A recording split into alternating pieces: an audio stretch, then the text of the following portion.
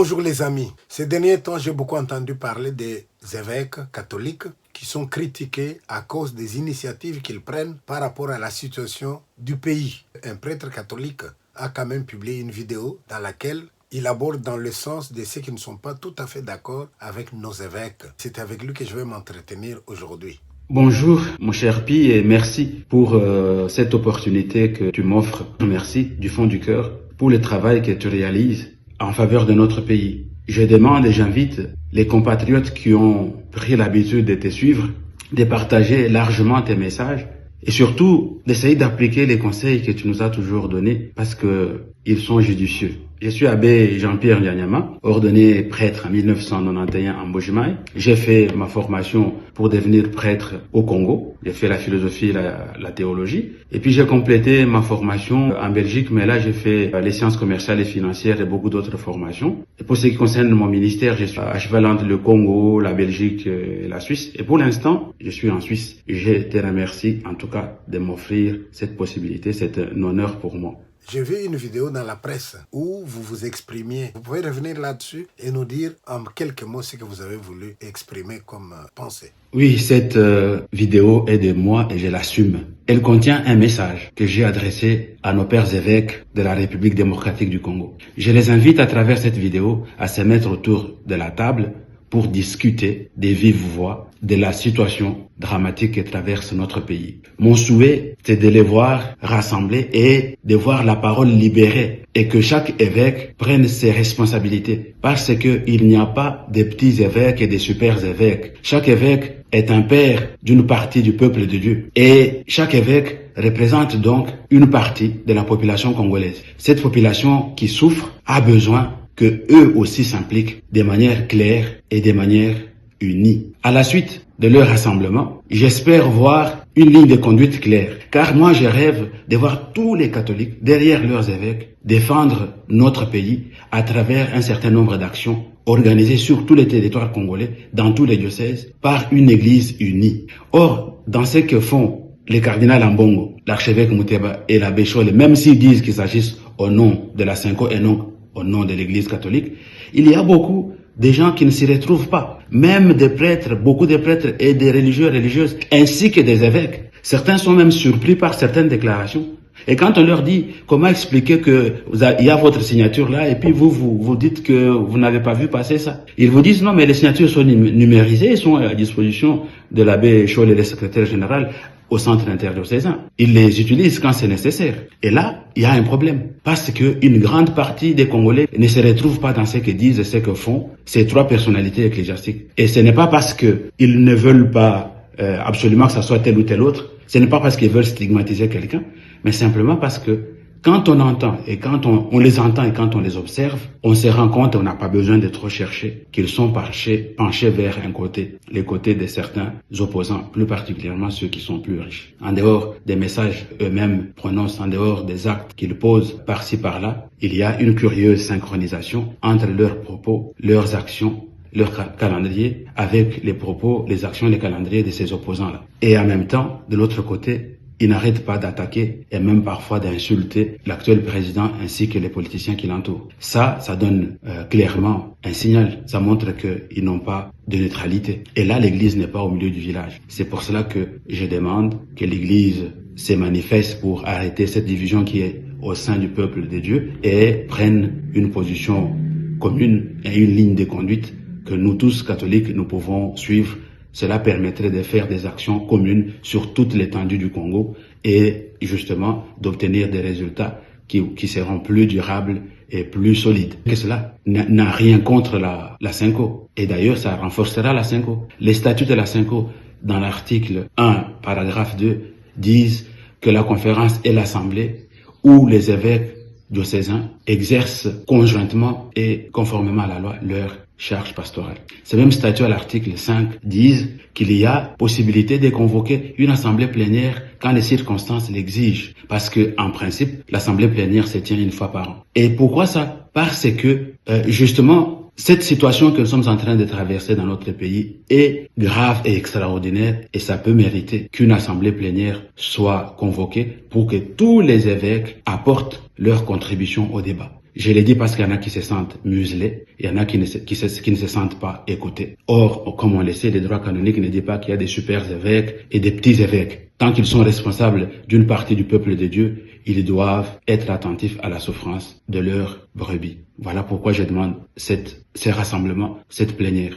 Merci. Monsieur l'abbé, nous venons de loin avec l'histoire du Congo. Souvenez-vous, à l'époque de la dictature mobusienne, personne n'osait lever le petit doigt. Les seuls qui pouvaient lever le doigt, c'étaient les évêques. Souvenez-vous de Malula, souvenez-vous de Kabanga, souvenez-vous de Bakole. Et moi, je vous pose la question, est-ce qu'aujourd'hui, Monseigneur Ambongo, Monseigneur Cholet, est-ce qu'ils ne viennent pas prolonger la liste de ceux que nous avons applaudis hier? Pourquoi alors leur initiative est mal considérée aujourd'hui?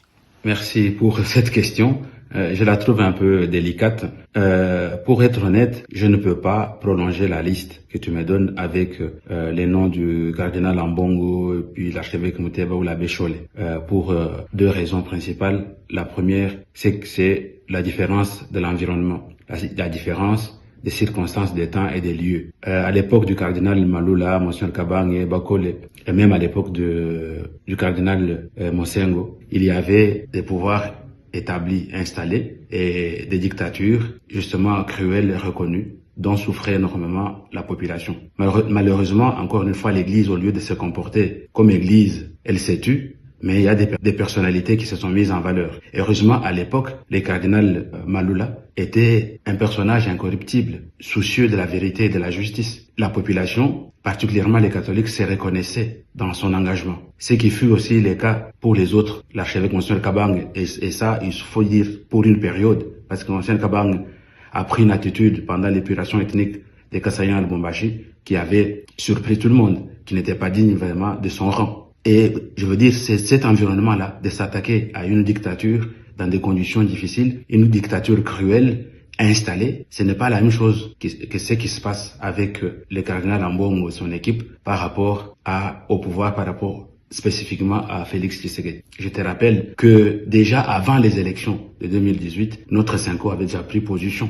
Et après les élections, notre Synco a voulu même participer à troubler, déstabiliser le pays, parce que les candidats qu'elle soutenait n'étaient pas celui qui était proclamé vainqueur. Nous savons tous que le cardinal Ambongo, par exemple, avait été invité à l'investiture, mais n'y était pas allé. Et il a répondu aux journalistes que c'était une invitation et non une convocation. Et entre-temps, le président actuel installé a cherché vraiment à collaborer avec l'Église, à comprendre leurs préoccupations, à même mettre des moyens à disposition pour les biens de l'Église et pour les biens de toute la population du Congo. Les efforts qu'il fait et qu'il a fait sont aussi visibles, pendant que sont aussi visibles les attaques récurrentes de la part de ces trios que tu me proposes. La situation n'est pas la même. Il ne s'attaque pas à une dictature. Il s'attaque à quelqu'un qui vient de commencer. On lui donne même pas le temps justement de faire, parce que on a d'autres intérêts. En discutant, en parlant de ce qui s'était passé en 2018 et ce qui se passe actuellement, on a quand même découvert qu'il y avait des liens étroits entre notre Synco et certaines organisations qui voulaient nous imposer quelqu'un d'autre à la tête de notre pays. On a découvert des liens étroits entre notre Synco et certains politiciens que eux ils voulaient voir à la tête de notre pays. Et donc, il n'y avait pas de neutralité. La Synco, qui était une organisation d'observation des élections, parce que considérée comme neutre, s'est quand même laissée emporter dans certaines magouilles. Elle a fait des élections, un fonds de commerce, qui est élection ou pas, ils sont contactés, ils ont des fonds qu'ils gèrent de manière d'ailleurs un peu opaque, parce que les autres évêques n'en savent pas grand-chose. Et dans ces circonstances-là, je ne peux pas les mettre sur la liste. La deuxième raison, c'est la haine qui traverse leurs messages, leurs propos, leurs attitudes. Le cardinal Malula n'a jamais agi par haine contre un peuple, contre une ethnie, une tribu. Or, dans ce qu'eux ils font et disent, il y a la haine des Kasaïens. Et cette même haine les conduit à haïr le président de la République, qui n'a rien contre eux et qui essaye vraiment de tout arranger. Et pour cette raison encore, je ne peux pas les mettre sur la même liste que le cardinal Malula. Je suis désolé. Voilà, je vous remercie beaucoup, monsieur l'abbé. Chers auditeurs, vous avez entendu, c'est un prêtre. Il est mieux placé pour savoir ce qui doit se passer au niveau de l'Église. Il a donné son point de vue, vous avez le vôtre. C'est toujours bien d'échanger. Je vous remercie. Je souhaite que nos évêques aient tous droit à la parole. La situation de notre pays est dramatique. Il faut que chacun puisse apporter sa contribution. Et cela pour que notre Église soit forte et qu'ensemble, nous ayons une ligne de conduite à suivre pour le bien de chacun des enfants de Dieu qui vit au Congo. J'ai fait cette vidéo parce que je sais qu'il y a des divisions au sein du peuple de Dieu au Congo actuellement. Ceux qui sont pour ou contre ce que font le cardinal Ambongo, l'archevêque Mouteba et l'abbé Cholé. Et je sais aussi qu'il y en a beaucoup qui pensent que ce trio outrepasse justement ses responsabilités pour des intérêts qui restent un peu obscurs. Et ça pose problème. J'ai fait cette vidéo parce que je sais qu'il y a des évêques qui ne sont pas écoutés ou à qui on n'a pas donné la parole. Et donc, c'est important de se rassembler afin que l'Église catholique de toute la République soit mobilisée par des actions communes sur tous les territoires congolais, dans tous les diocèses, afin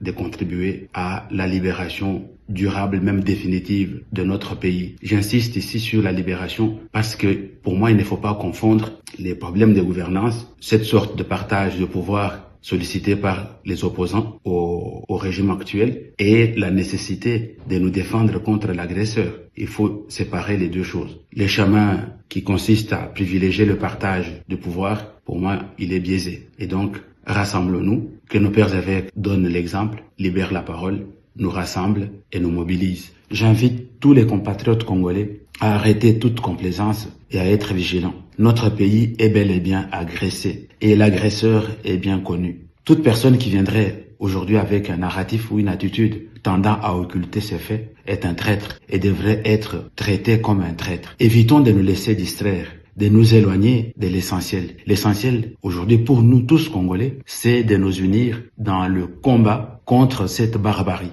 Nous devons chercher par tous les moyens à y mettre fin.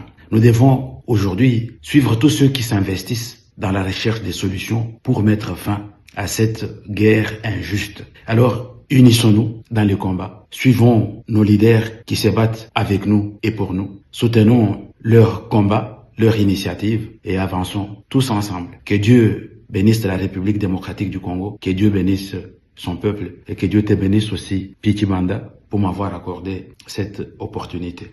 À peine mourrait-on pour un juste, quelqu'un peut-être mourrait-il pour un homme de bien. Mais Jéhovah Dieu, tu as prouvé ton amour et ta grâce envers moi. On sait que lorsque j'étais encore pécheur, Christ est mort pour moi, pour t'en marquer. Ennemi que j'étais, tu as fait de moi ton ami. Tu partages avec moi les moments les plus profonds de tes intimités. Tu es à moi, je suis à toi, et entre nous deux c'est même dans la mort.